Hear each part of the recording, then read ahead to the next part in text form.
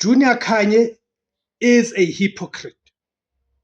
He's a hypocrite who is advancing his own agendas against certain clubs and certain individuals.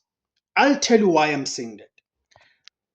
Those of you who have been following me on this platform will know that I've always defended Junior Kanye's right and freedom of speech.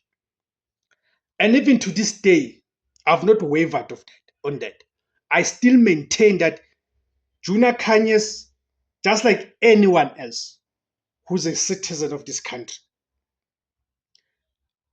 must have their right to freedom of speech protected